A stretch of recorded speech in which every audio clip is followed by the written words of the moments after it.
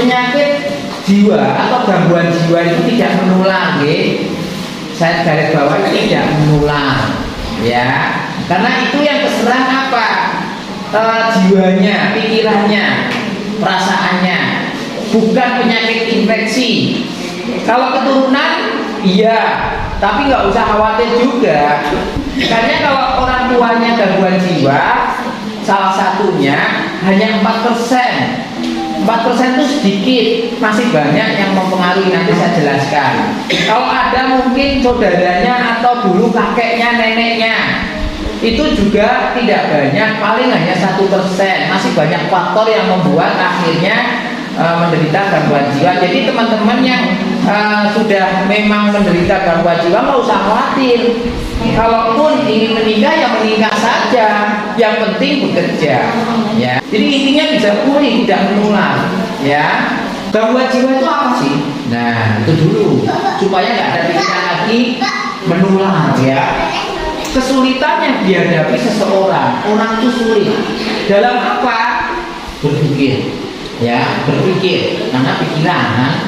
Kemudian mengelola rasa, gara-gara pikirannya kacau, nggak karu-karuan, rasanya jadi amburadul, jengkel, marah, sedih, kecewa, putus asa, malu, minder, ya kan?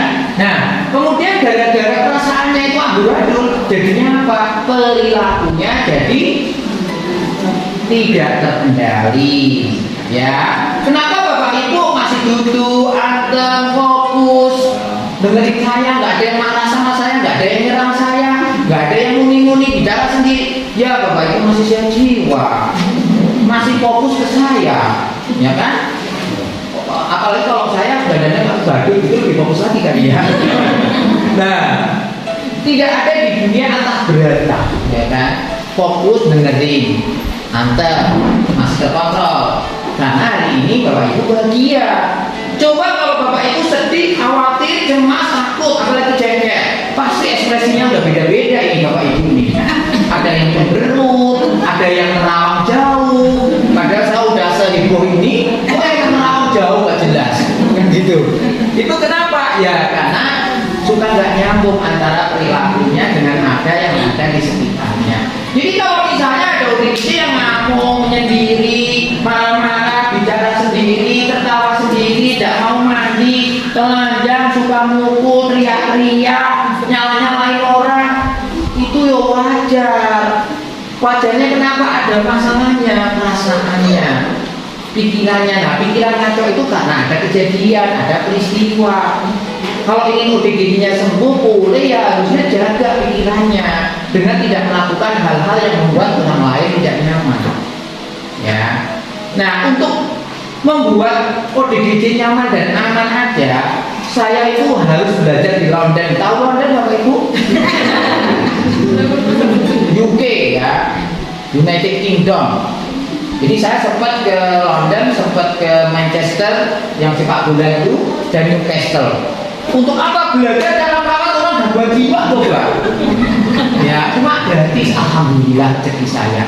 Makanya begitu diundang orang, oh ya siap, nanti dulu schedule-nya. Mbak Eni kan sampai tanggal berapa bisa tak kasih tanggal baru pilih satu, ya, karena kadang-kadang saya ada schedule lain juga. Nah, bagaimana membuat nyaman dan aman itu kuncinya, ada sequence intervention. Nah, kebetulan sequence intervention ini membawa saya juga ke Kemenkes kemarin November menjadi tenaga kesehatan teladan, ya, tingkat nasional. Dengan memboyong apa? Memanusiakan ODGJ dengan sequence intervention dan BOIR. Gak usah paham itu ya, terlalu rumit, nanti yang aplikatif aja ya. Ya, sequence intervention karena itu ambil dari London. BOIR itu organisasi kesehatan sedunia menginginkan ODGJ ini diperlakukan secara manusiawi, Bapak Ibu. Intinya itu. Makanya tadi di awal saya bilang kalau ingin kerja ya difasilitasi, jangan ditolak. Kalau ingin menikah ya sok nikah saja, yang penting didampingi. Ya karena itu hak. Mau ikut memilih ya nggak apa-apa, yang penting saat itu lagi stabil. Jangan gara-gara orang gangguan jiwa nggak didaftar sama kadusnya. Ya mampu, tuh banyak Pak Dewi itu ada setan. Ya. Nah, kemudian gara-gara pikiran, perilaku, juga fungsi hariannya. Apa? Yang biasanya dia sering ke masjid nggak mau ke masjid, yang biasanya disapa itu jawab gadul, yang biasanya dia berangkat kerja rutin mulai aras-arasen, yang biasanya mau mandi mau ganti pakaian mulai nggak mau. Itu artinya mengalami kemunduran. Jadi jangan salahkan ODGJ kalau tiba-tiba malas makan, malas mandi, malas keluar rumah. Itu dampak dari masalah yang ada di perasaan dan pikirannya. Ada caranya untuk membuat ODGJ nyaman-nyaman sehingga perasaan pikirannya stabil. Ada nanti ya, yang penasaran. Ya. Nah, kemudian mengenai penyebab, nggak usah khawatir. Penyebab gangguan jiwa itu tidak tunggal, tidak satu, banyak. Tinggal bagaimana kita mencegah supaya jangan kalau sudah ada satu yang lain dibikin. Udah jelas ada keturunan dibikin yang lain, ya kan? Kalau udah jelas oh ada adiknya gangguan jiwa, mungkin secara genetik dulu kakek neneknya ada yang dulu gitu. Tapi jangan nggak usah jadi beban pikiran. Yang penting bagaimana anak kita diasuh dengan baik, ya. Yuk. Nah, ini adalah orang-orang yang berisiko kena gangguan jiwa. Tadi saya agak sedikit mengoreksi ya, Bu Bidan, Bu Bidan bukan. Bu siapa yang pernah puskesmas tadi yang minta gangguan jiwa? Bu Ulfa. Nah, saya koreksi. Jadi yang di screening ulang, di data ulang jangan yang ODGJ saja ya. Kalau bisa semuanya, apalagi pasca pandemi, jangan-jangan nambah. Jadi kalau nambah nggak usah frustasi, justru bersyukur.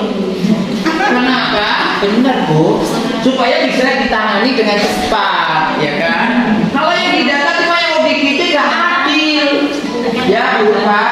Semua dideteksi lagi, karena ini kan sudah tahun keberapa sejak deteksi yang pertama? 3 tahun. 3 tahun berapa tahun? 7 tahun. Harusnya per 3 tahun dideteksi ulang. Ya udah, contohnya sampai meninggal aja. Itu harus rutin serentak kayak waktu pertama. Kayak misalnya nih, contohnya dulu yang masih seusia adiknya itu sekarang sudah balita, jangan-jangan ada gangguan perilaku yang mengarah gangguan jiwa. Dulunya enggak. Nah, sekarang usia 3 tahun, dia tambah 3 tahun 6. Ternyata ada gangguan perilaku, suka ngamerin alat kelaminnya, suka mukulin temennya. Emang itu bukan gangguan jiwa, ya? Itu juga gangguan gitu kan. Nah, pertama adalah ibu melahirkan, dulu belum hamil, menikahnya kecelakaan, bukan kecelakaan motor ya, tekung duluan.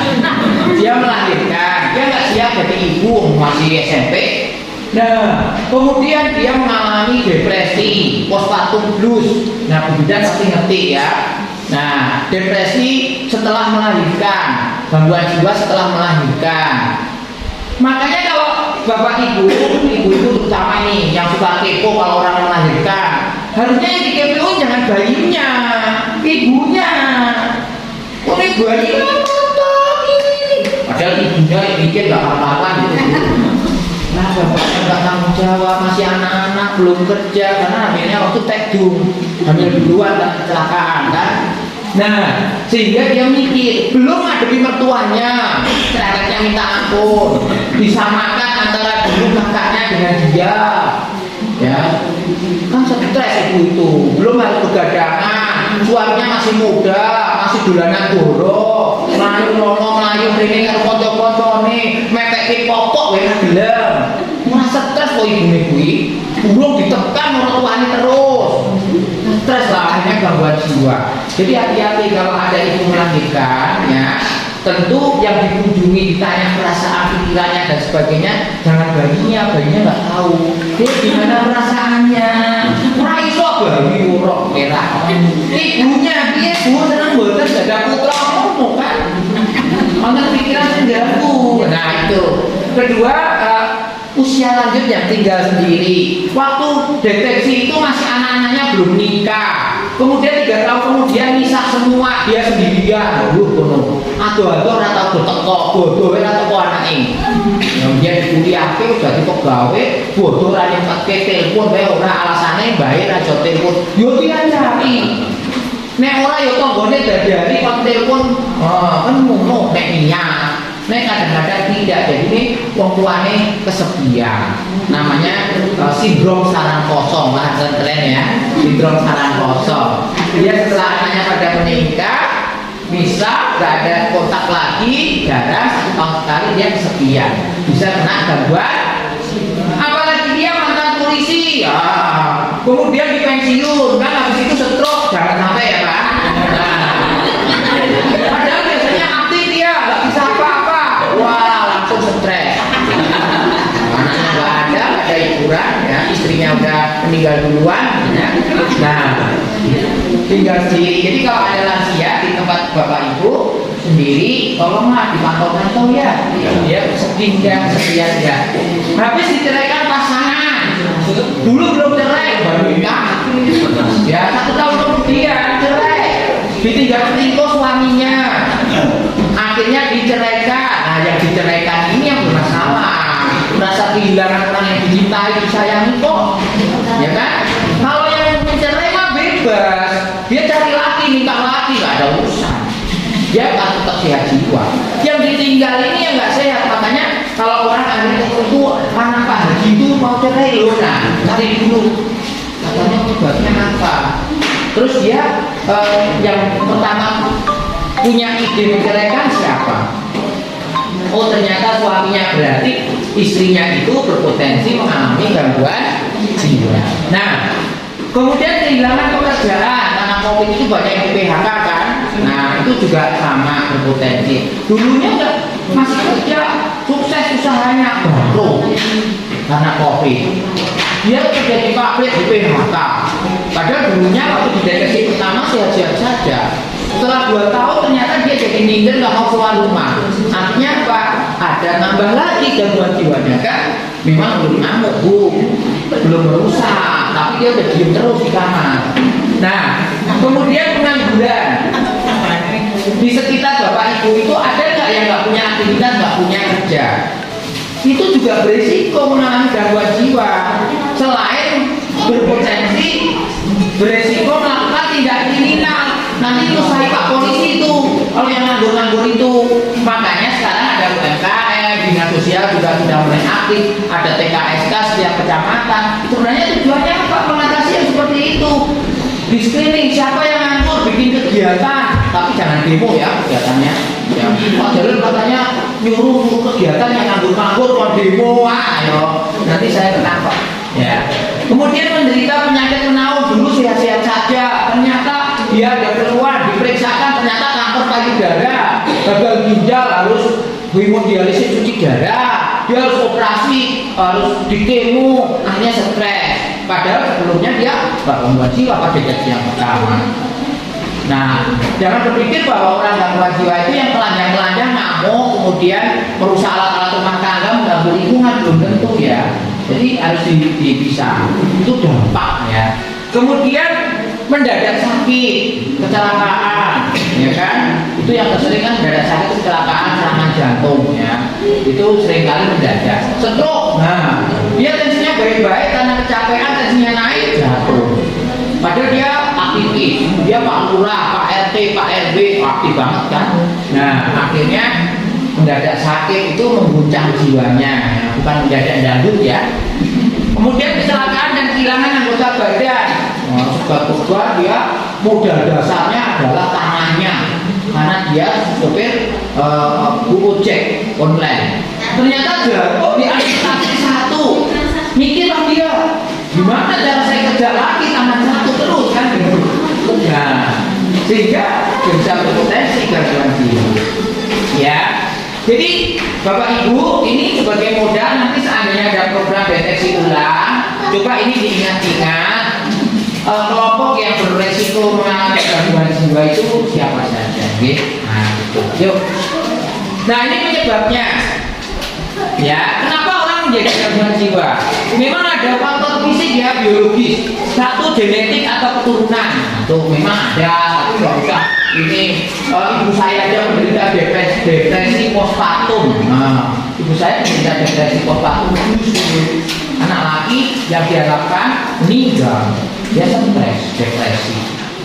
dan untuk dapat anak lagi itu baru anak kelima, makanya saya nomor 8. Nah ketiga itu laki-laki, nah kedua perempuan, satu-satunya anak pertama lagi mati. Itu saya depresi karena ditekan ayah saya.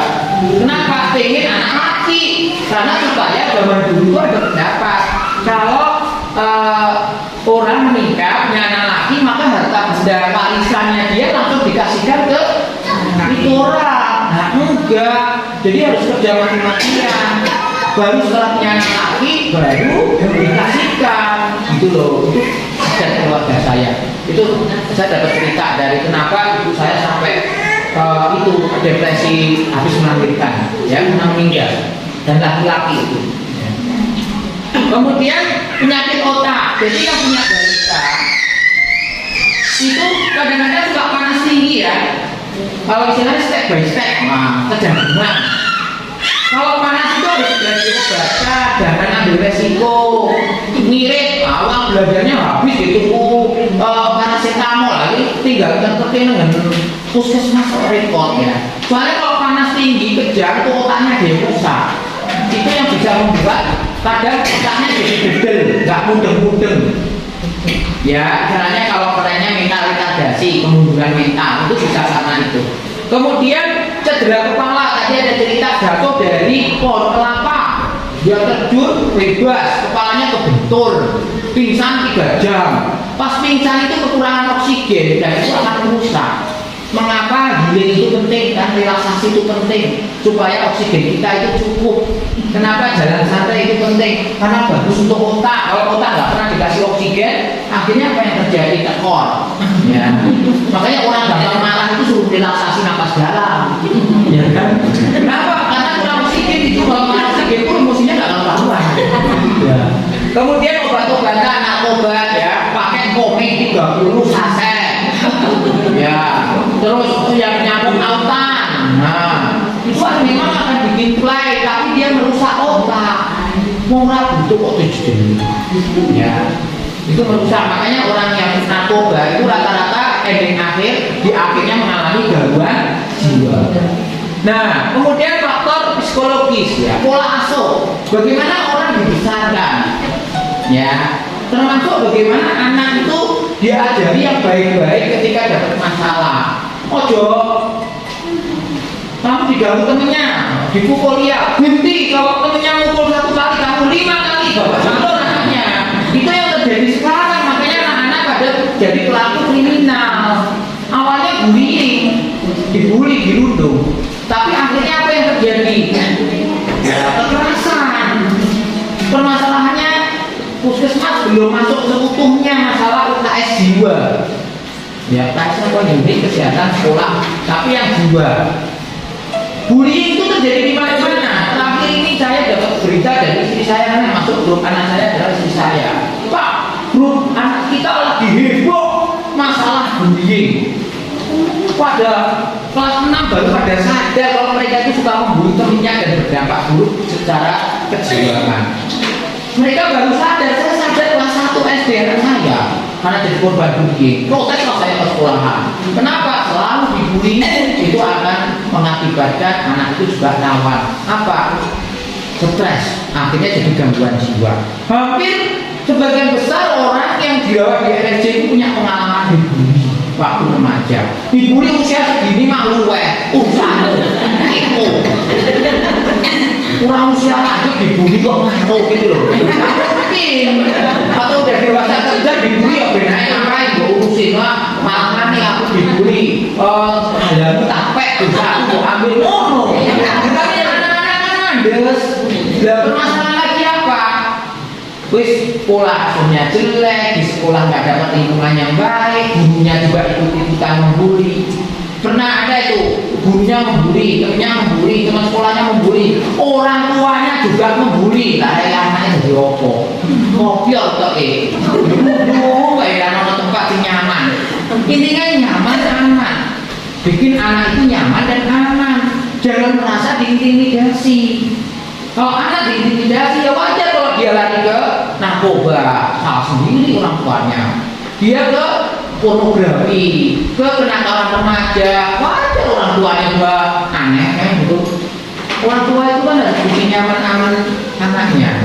Nah, trauma masa lalu ini bullying ya, atau pernah diputus cinta, putus pacar, kehilangan pekerjaan, itu kan trauma. Atau orang tuanya cerai. Jadi kalau bisa mungkin ya jangan cerai. Makanya itu si Dede itu dibatik dan dicekik tetap menerima kan? Tahu nggak si Dede?